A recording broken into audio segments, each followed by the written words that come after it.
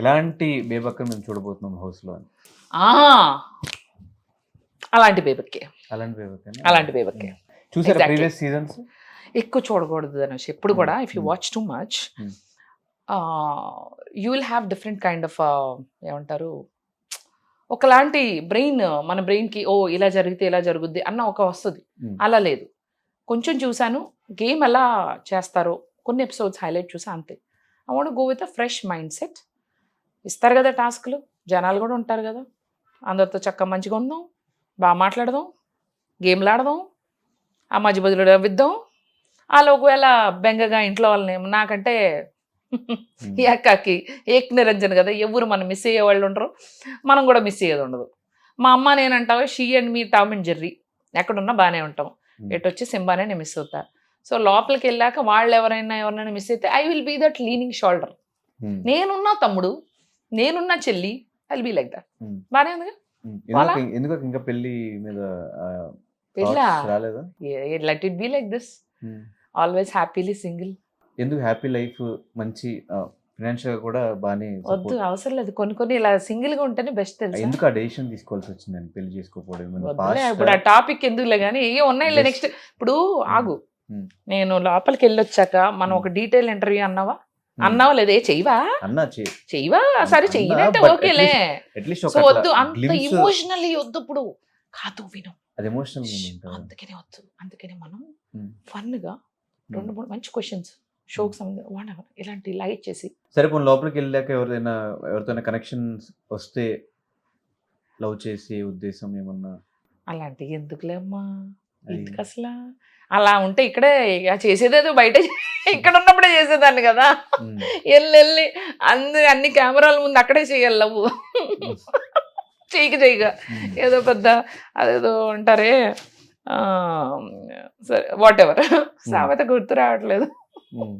Instagram followers almost మీకు starting నుంచి ప్రతి వీడియోని ఎంటర్టైనింగ్ గా తీసుకుని, వాళ్ళు డిప్రెషన్ లో ఉన్నా ఏమున్నా కూడా మీ వీడియోస్ అట్లా చూసి ఎంజాయ్ చేసిన సిచ్యువేషన్స్ ఉన్నాయి. So what is the best compliment you got from Instagram followers? అక్క మీరు చాలా ఎంటర్టైనింగ్ గా ఉంటారు అక్క. మేము మీ వీడియోస్ చూస్తే మా అంటే టెన్షన్స్ అవన్నీ కూడా పోతాయి అక్క. సో యు ఆర్ ఆ relief factor for us.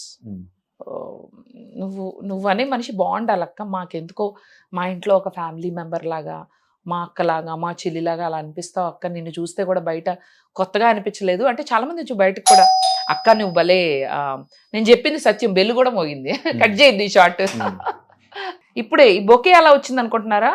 Short కొంచెం ఎడిట్ చేశారు, కానీ మా ఫ్రెండ్ నేనే ఫస్ట్ బొకే ఇవ్వాలని పరిగెత్తుకుని చాలా 1 గంటన్నర దూరమా, she's watching from there. Thank you. నేనే చెప్పాను ఇంటర్వ్యూ మొదలు బొకే ఇవ్వమని. తీసుకున్నావా క్రెడిట్? యుట్టుకుడు. ఓకే, ఇది బాగుందండి ఫ్రేమ్కి. ఇందాక నుంచి ఆయన ఇట్టిట్ట అంటారు, అంటే జుట్టు సరి చేసుకోమని. ఇట్టిట్ట అంటారు అంటే ఇటు సైడ్ సరి చేసుకోమని. నాకు ఒక్కోసారి కన్ఫ్యూజన్, ఏమంటున్నాడు అర్థం కాదు. వినపట్లేదా? జుట్టు సరి చేసుకోవాలా, మళ్ళీ ఇప్పుడేమో ఫోన్లు తీయాలంట, రిమోట్ తీయాలంట. ఉండండి, మీరు నా మీద ఉన్న కాన్సన్ట్రేషన్ అసలు వీటి మీదకి ఎందుకు వస్తుంది మీకు? కాదు, ఇట్లా న్యాచురల్ గానే కంటెంట్ క్రియేట్ చేస్తారా, లేదంటే ప్లాన్ చేసుకుని స్క్రిప్ట్ రాసుకుని? కదా మీరు ఇలాంటి కాదు, ఈస్ డూయింగ్ బ్రహ్మానందం గారిలా చేశారు. ఇప్పుడు నవ్వు ఆపుకుంటున్నారు కదా అంటే ఆయన చూపించండి ఇదిగో అంట. ఎప్పుడు ఏది ఇట్లా ప్లాన్ చేసుకుని ట్రెండింగ్ టాపిక్స్ అన్ని ఫాలో అవుతూ ఉంటారు, ఏదనిపిస్తుంది మాట్లాడు. నాకు బోర్ కొడుతుందిగా, చూస్తాను, కనపడతాయి, అదే వస్తాయి బయటికి. కొత్తగా ఏం ప్లాన్ చేసుకోను. ఆల్రెడీ ఐఎమ్ సీయింగ్ నో, ఎవరిదేం జరుగుతుందో ఫస్ట్ నేను చూస్తా అంతే. నీవు ఎప్పుడు రాలా, నీదేమన్నా వస్తే న్యూస్ మీద కూడా చేస్తా వీడియో. సో యుఎస్ నుంచి ఎప్పుడు వచ్చారు? యుఎస్ అసలు ఎందుకు వెళ్ళారు? అబ్బా ఇన్ని క్వశ్చన్సా, వచ్చాక ఆ ఇంటర్వ్యూలో అడగచ్చు కదా, డీటెయిల్ ఇంటర్వ్యూలో. ఏంటమ్మా నువ్వు? ఇది డీటెయిల్ ఇంటర్వ్యూ కాదు అసలు, ఇది ఫాస్ట్ గా ఫాస్ట్ ఇంటర్వ్యూ. యుఎస్ వచ్చి మొన్న డిసెంబర్ లో వచ్చా, అప్పటి నుంచి I'm here. I didn't go back to US again. US లో ఏం చేసేవాళ్ళు? ఐటీ చేసి ఎప్పుడో వదిలేసాను, షోస్ ఎప్పుడు ఎక్కువగా I do lot of anchoring. ఇప్పుడు ఏమేమి ప్రాజెక్ట్స్ చేస్తున్నారు, ఏమున్నాయి చేతిలో? యాక్చువల్లీ ఒక 20 to 30 ఫిల్మ్స్ ఉన్నాయి అని చెప్పమన్నారు. అంటే ఏం లేవని చెప్తే బాగోదు కదా. సో బయటకు వచ్చాక ఏమైనా ఉంటాయేమో చూద్దాం. ఆ డైరెక్టర్లు చూసే డైరెక్టర్లు ఏమన్నా నా మీద జాలి దయ ఒక్క అవకాశం ఇవ్వండి ప్లీజ్. ఇస్తారేమో చూద్దాం. ఇస్తే నీకే చెప్తాలే.